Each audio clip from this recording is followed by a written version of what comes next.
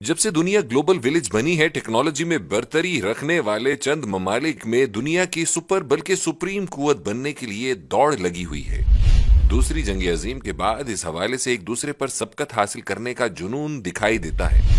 इस जंग का एक नतीजा तो यह निकला कि कुव्वत का आलमी मरकज लंदन से वॉशिंगटन मुंतकिल हो गया। इंग्लिस्तान ने एशिया और अफ्रीका से निकलना शुरू कर दिया।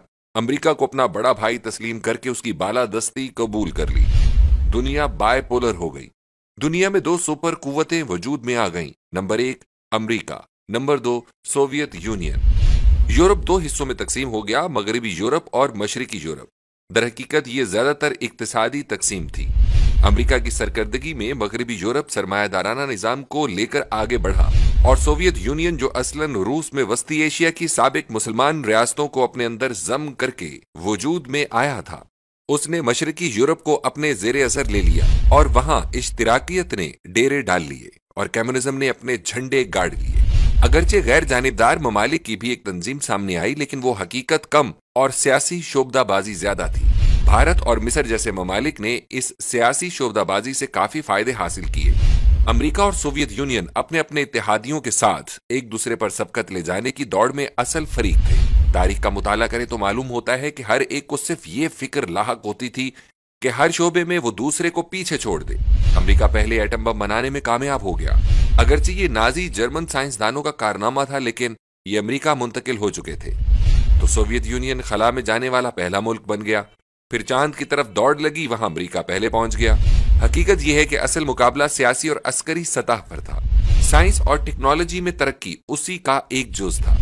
इस दौरान दोनों सुपर कुव्वतें गुत्थम गुत्था रहीं और बाकी दुनिया के फहीम और समझदार क़यादत रखने वाले ममालिक फायदा उठाते रहे और पाकिस्तान जैसे ममालिक हाथियों की इस जंग में इस्तेमाल भी होते रहे और पिसते भी रहे। फिर इस हवाले से चंद मिसालें देकर नाजरीन को बताने की कोशिश करेंगे कि किस तरह दोनों कुव्वतें एक दूसरे को मुख्तलिफ महाजों पर फंसा कर खुद सबकत ले जाने की कोशिश करती रही, ताकि नाजरीन ये समझ सकें कि मौजूदा गजा की जंग का हकीकी पस मंजर क्या है। माओ ज़ेतुंग के चीन को अमेरिका ने तस्लीम न किया और ताइवान को असल चीन करार दे दिया। सोवियत यूनियन ने शुरू में चीन से अच्छे ताल्लुकात बना लिए। अमेरिका ने अपनी चौधराहट के लिए शुमाली वियतनाम पर हमला किया तो चीन और रूस मैदान में आ गए और गुरीला वॉर में शुमाली वियतनाम की भरपूर मदद की। नतीजा ये निकला कि अमेरिका जलीलो ख्वार हुआ और उसके फौजी छतों से हेलीकॉप्टरों पर छलांगे लगाकर जान बचाकर भागे। फिर इस तरह की बल्कि इससे बड़ी गलती सोवियत यूनियन से हुई। उसने ताकत की तरंग में अपने छोटे हमसाया मुल्क अफगानिस्तान पर, जो उसका हलीफ भी था, हमला कर दिया। बाज़ अंदरूनी कुव्वतों ने उसका साथ दिया और सोवियत यूनियन अफगानिस्तान पर मुकम्मल कब्जा करने में कामयाब हो गया। लेकिन उसकी ये कामयाबी उसकी बदकिस्मती का आगाज था। अफगान मुजाहिदीन ने गुरीला जंग से सोवियत यूनियन के नाक में दम कर दिया। ये सूरत हाल देखकर अमेरिका भी मुजाहिदीन की मदद को आ गया और पाकिस्तान को उसका जरिया बनाया। बाकी सब तारीख है कि किस तरह अफगानियों ने दुश्मन को तिगनी का नाच नचाया और किस तरह पाकिस्तान की अशराफिया ने डॉलर लूटे। अमरीकी असलहा भी फरोख्त हुआ, लेकिन पाकिस्तान के अवाम के हिस्से में क्लैशनकोफ कल्चर और दहशत गर्दी आई। बहरहाल अब अमेरिका सिर्फ सोवियत यूनियन को मुकम्मल नीचा दिखाने में कामयाब हो गया, बल्कि उसे इक्तिसादी तौर पर इस कदर बदहाल कर दिया कि वो अपना वजूद कायम न रख सका। जमशुदा रियासतें अलग हो गईं और सोवियत यूनियन रूस की शक्ल में रह गया। अब रूस अमेरिका की बालादस्ती अमलन कबूल कर चुका था और America supreme power of the world यानी वाहिद ताकतवर तरीन कुव्वत बनकर सामने आया। ये वो वक्त था जब अमेरिका न्यू वर्ल्ड ऑर्डर सामने लाया। दुनिया यूनिपोलर हो गई, जिसका मतलब था कि अब अमेरिका दुनिया का चौधरी और शहनशाह आलम बन गया। वो इस बात का दावेदार हो गया कि दुनिया सिर्फ मेरी ताबे है। तारीख गवाह है कि अल्लाह ताला किसी की हैसियत को कबूल नहीं करता। लिहाजा एक तरफ डेंग शॉपिंग की क़यादत में चीन एक इक्तिसादी कुव्वत की हैसियत से उभरना शुरू हुआ, दूसरी तरफ रूस को प्यूटन जैसा लीडर मिल गया। रूस की अस्करी कुव्वत तो वैसे ही ज्यादा डैमेज नहीं हुई थी, उसकी इक्तिसादी सांसें भी बहाल होना शुरू हो गई। हकीकत यह है कि तारीख का सबसे बड़ा और अहम तरीन सबक यह है कि तारीख से कोई सबक नहीं सीखता। अमेरिका ने भी सोवियत यूनियन वाली गलती दोहराई और अफगानिस्तान पर चढ़ दौड़ा, लेकिन अफगानिस्तान ने साबित कर दिया कि वह आलमी कुव्वतों का कब्रिस्तान है। برطانیہ، سوویت یونین اور امریکہ جیسی عالمی قوتوں کی اجتماعی قبر مستقبل میں افغانستان سے ہی دریافت ہوگی انشاءاللہ۔ اس جنگ میں امریکہ نے ایک اور ہمالائی غلطی کی کہ پہلے اپنی عالمی چودراہٹ کو برقرار رکھنے کے لیے مذاکرات کو طول دیا اور احمقانہ قسم کی شرائط رکھ دی، پھر شکست کو مذاکرات کے ذریعے فتح کا ٹائٹل دینے کی کوشش کی، ناکامی پر شکست کو ایک روٹین کا معاملہ یا باعزت رخصتی بنانا چاہا، لیکن اس ساری کھینچ تان نے اسے زیادہ ذلیل کیا اور ایک سپر قوت کی حیثیت سے دنیا میں اس کا امیج بہت بری طرح خراب ہوا۔ البتہ یہ بھی ایک حقیقت ہے کہ اس کا تکبر اور رعونت اب تک اس ذلت آمیز شکست کو تسلیم کرنے میں حائل ہے، اور وہ شب و روز ایسی حرکات کا مرتکب ہو رہا ہے کہ کبھی چین کے BRI منصوبے میں رکاوٹیں کرنے کی منصوبہ بندی کرتا نظر آتا ہے اور کبھی مشرقی یورپ کے ممالک کو نیٹو میں شامل کر کے روس کے لیے مسئلہ کھڑا کرتا ہے۔ روس چونکہ اقتصادی طور پر ابھی پوری طرح خود کو سنبھال نہیں سکا، اس حوالے سے بھی امریکہ کی سازشیں جاری ہیں، اور آخری کام اس نے یہ کیا کہ یوکرین میں حکومت تبدیل کرنے کے لیے سازشی کردار ادا کیا، وہاں کے ایک اداکار لیڈر کے ذریعے یوکرین کو نیٹو کا حصہ بنانے کی منصوبہ بندی شروع کر دی۔ گویا روس کی بغل میں ایک نیٹو اتحادی کی جگہ بنائی جا رہی تھی تاکہ کسی وقت روس کی بغل سے حملہ کیا جا سکے، لیکن روس نے یہ پری ایمپٹ کر کے یوکرین پر گزشتہ سال حملہ کر دیا۔ یوکرین پر روس کے حملے کے جواب میں امریکہ نے پاکستان میں رجیم چینج کر کے روس اور چین دونوں کو ایک اہم ساتھی سے محروم کر دیا۔ گویا امریکہ نے یوکرین پر روسی حملے کا حساب برابر کر دیا۔ اسی دوران چین نے ایران، سعودی عرب کی صلح کروا کے امریکہ کو جھٹکا مارا۔ امریکہ نے ایک طویل عرصے تک محنت کر کے ایران اور سعودی عرب کو ایک دوسرے کے مقابلے میں کھڑا کیا تھا۔ یہ چین کا امریکہ پر سفارتی حملہ تھا۔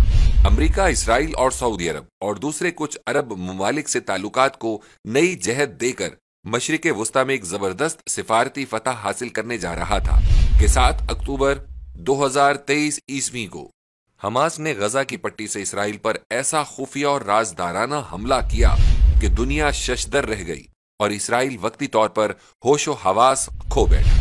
ہماری رائے میں حماس کے اس حملے میں اسرائیل کا جتنا جانی نقصان ہوا ہے، گزشتہ 2 عرب اسرائیل جنگوں میں اتنا نقصان نہیں ہوا ہوگا۔ پھر یہ کہ اسرائیل جو اپنے ناقابل شکست ہونے کا تصور قائم کر چکا تھا وہ پارا پارا ہو گیا۔ کون نہیں جانتا کہ حماس کا اور اسرائیل کا کوئی مقابلہ نہیں۔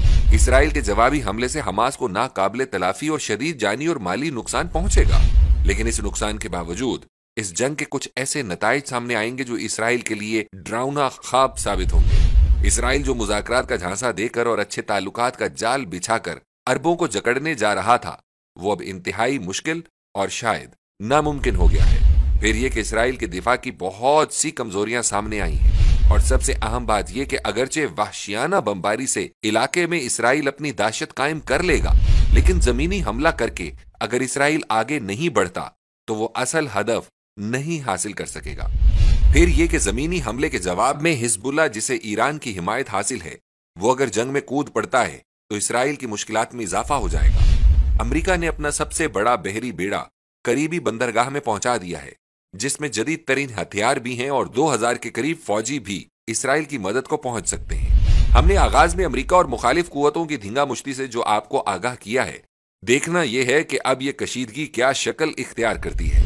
اگر چین اور روس اسلحہ، بارود اور دوسرے مادی وسائل سے نہ صرف حماس اور حزب اللہ بلکہ خطے کے دوسرے ممالک کی مدد کر کے ایک طویل عرصے تک امریکہ کو مشرق وسطی میں جنگ میں پھنسا دیتے ہیں، تو پھر یہ جنگ وہ صورت بھی اختیار کر سکتی ہے جس کے بارے میں بہت سی احادیث مبارکہ ہیں، اگرچہ ان کا کوئی ٹائم فریم ہمیں معلوم نہیں ہے۔ بہرحال معلوم ہوتا ہے کہ اب کوئی انہونی ہونے جا رہی ہے۔ ایک اور بات ہم ناظرین پر واضح کر دیں کہ جن بہت سی جنگوں کا ہم نے آغاز میں ذکر کیا ہے، وہ محض ایک دوسرے پر سبقت لے جانے کے لیے لڑی گئی تھی، لیکن یہ جنگ ان سے بالکل مختلف ہے۔ اس جنگ نے مستقبل کی سمت طے کرنی ہے۔